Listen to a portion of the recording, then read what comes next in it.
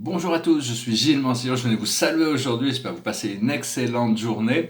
C'était quelques jours un peu étranges, mais enfin bon, de toute manière, des fois, il faut se préparer, enfin on se prépare vraiment pour des changements qui sont tellement transformationnels.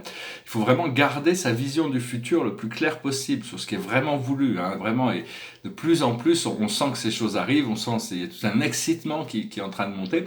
Je vais tirer quelques cartes pour cette nouvelle lune en Scorpion, c'est une lune qui va faire bouger beaucoup de choses émotionnellement.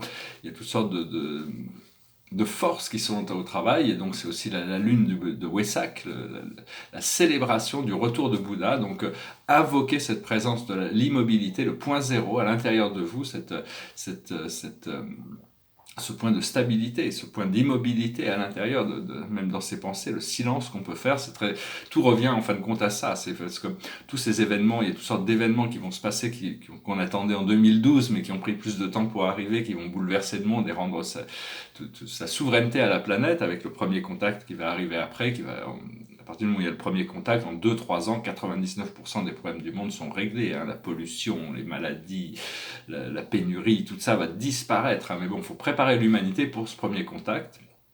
Parce que ces gens sont vraiment prêts à être libres, à se sentir libres, avec une responsabilité quand même. Parce qu'au plus on a de liberté, au plus on a de responsabilité vis-à-vis du monde qui nous entoure. Et donc, voilà, je voulais juste venir vous saluer aujourd'hui. Je vais tirer 10 cartes pour voir par rapport à ces 28 jours qui arrivent.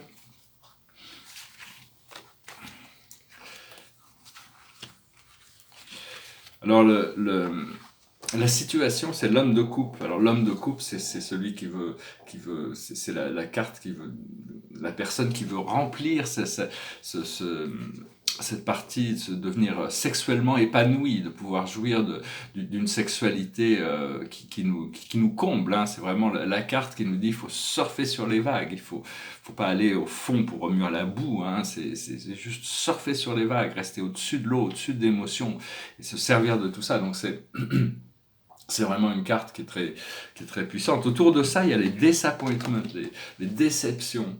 Alors les déceptions, c'est-à-dire qu'on avait des attentes sur certaines choses qui ne sont pas arrivées, donc c'est juste une question de timing, de time. Faut essayer de lâcher prise sur nos propres plans et accepter les plans de notre âme. La déception, c'était à propos de quoi? C'est à propos de l'enfant de bâton. C'est le seeker, c'est-à-dire on cherche des choses, on les a pas encore trouvées. C'est pas parce qu'on les a pas encore trouvées qu'elles vont pas arriver, qu'elles sont pas là. Donc il faut continuer à chercher.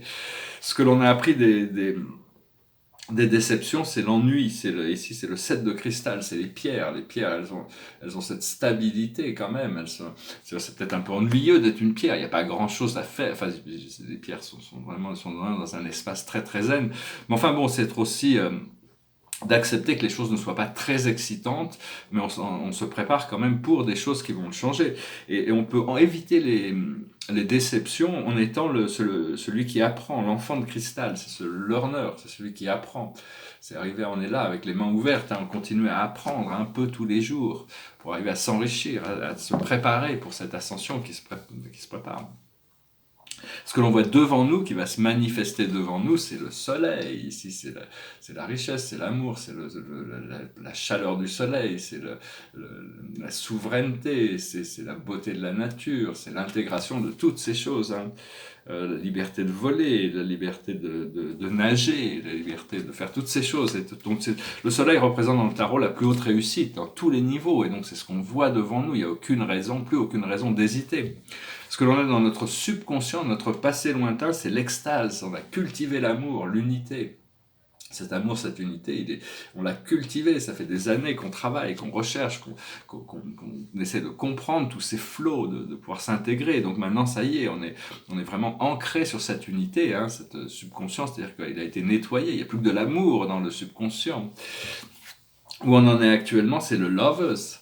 C'est-à-dire c'est l'amoureux, c'est Constantin Brancusi, le baiser de Constantin Brancusi, c'est cette rose qui a été cassée, donc elle a besoin de se retrouver. C'est deux parties qui se rassemblent. Comme dans le banquet de Platon, les philosophes discutent du fait que l'humain était un ensemble, et puis il a été séparé. Donc on essaie de se retrouver intérieurement pour arriver à attirer cette nouvelle relation. Ce qui arrive dans le futur immédiat, c'est un rêve qui devient la réalité. C'est l'étoile. L'étoile, c'est la carte du rêve qui devient réalité. Ici, c'est la déesse Kuan Yin, la mer. Toute cette abondance, la prospérité, les rêves qui deviennent des réalités. Ce que l'on voit dans notre ce que l'on a comme force, comme la force que l'on représente dans cette situation, c'est la pureté. La pureté, vous continuez à se purifier, mais il ne faut pas se juger pour les éléments qui ne sont pas complètement purs dans notre vie.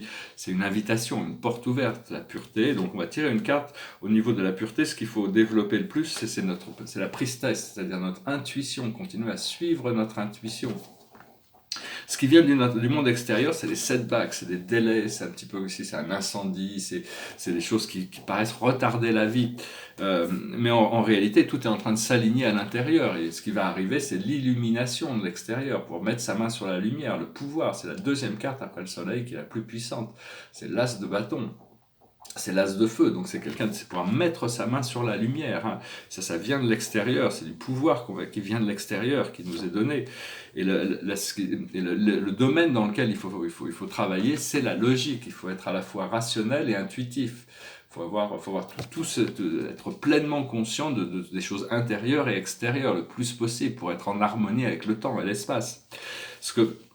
Ce que l'on a dans nos émotions internes, nos peurs et nos craintes, ici c'est le gardien, on est protégé, on est gardé, notre famille galactique nous garde, notre ange gardien nous garde, nos guides nous gardent, Dieu nous garde, et donc on peut protéger, on peut s'élever au-dessus des émotions, ne pas avoir peur de la peur et s'élever au-dessus des émotions. Ici elle est bien au-dessus de la vague, elle maintient ses diamants, ses trésors, et donc c'est aussi l'idée de manière, une fois qu'un rôle ne nous convient plus, on peut changer de rôle, jusqu'au moment où on peut être nous-mêmes.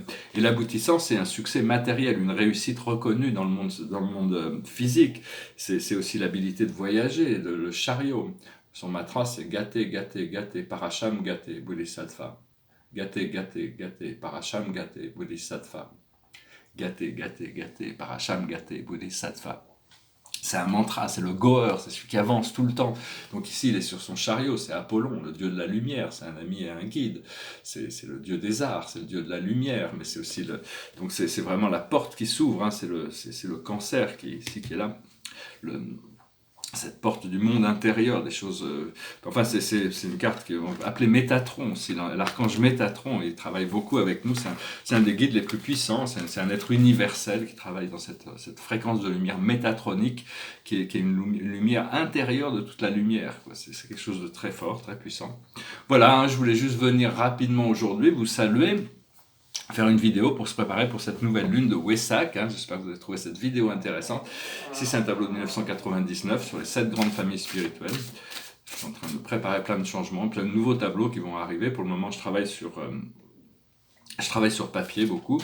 Je chantais une chanson qui me repassait par la tête, parce qu'elle me repassait par la tête. Alors, je ne me pose pas trop de questions, je chante, et puis on verra bien. Puis, je vais tirer une dernière carte pour finir cette vidéo. It goes like this. You're just too good to be true. I can't take my eyes off of you. You'd be like heaven to touch. Oh, I wanna hold you so much. As long as love has arrived. And I thank God I'm alive. You're just too good to be true. And I can't take my eyes off of you. Pardon the way that I stare, there's nothing else to compare. The sight of you leaves me weak, there are no words left to speak. But if you feel like I feel, please let me know that it's real. You're just too good to be true, and I can't take my eyes off of you. I love you, baby, and if it's quite alright, I need you, baby, to warm my lonely night. I love you, baby, trust in me when I say, oh pretty baby, don't bring me down, I pray. Oh pretty baby, now that I found you, stay and let me love you, baby, let me love you. You're just too good to be true. I can't take my eyes off of you. You'll be like heaven to touch. Oh, I wanna hold you so much. As long as love has arrived. And I thank God I'm alive. You're just too good to be true. And I can't take my eyes off of you. Voilà, je vous remercie d'être resté jusqu'à la fin. Je vous remercie d'aimer, de partager, de souscrire, de commenter. Je vous souhaite une excellente semaine là qui continue. Enfin, on est presque à la fin de la semaine, mais enfin, de toute manière, c'est le présent éternel qui continue. Hein, parce que bon, on est venu dans cette incarnation, mais cette incarnation, toutes ces incarnations, on existe tous à différents niveaux, dans différentes fonctions, dans différentes dimensions. On est déjà présent dans tous ces endroits. C'est juste c'est très très limité d'être restrictif, disons, d'avoir une expérience qui n'est unique dans un seul corps physique. Alors dès qu'on peut élever notre conscience, on peut commencer à à pouvoir participer à la vie de nombreuses incarnations qu'on a dans le présent éternel, même si elles ont été linéaires, séquentielles. Donc il faut s'ouvrir à ça, il faut demander à reconnecter, à retrouver notre akash, retrouver notre mémoire, reconnecter avec votre source, votre créateur. Votre source est votre créateur, c'est le vôtre, mais c'est aussi la source de tout ce qui est. Hein. Donc c'est absolument quelque chose de miraculeux à se prendre conscience, et au plus on arrive à retourner à cette connexion d'amour, d'acceptation de qui on est, au plus les choses vont se dérouler gracieusement et facilement. J'espère que ce message aura été intéressant pour vous. Je vous souhaite une excellente journée. Namasté.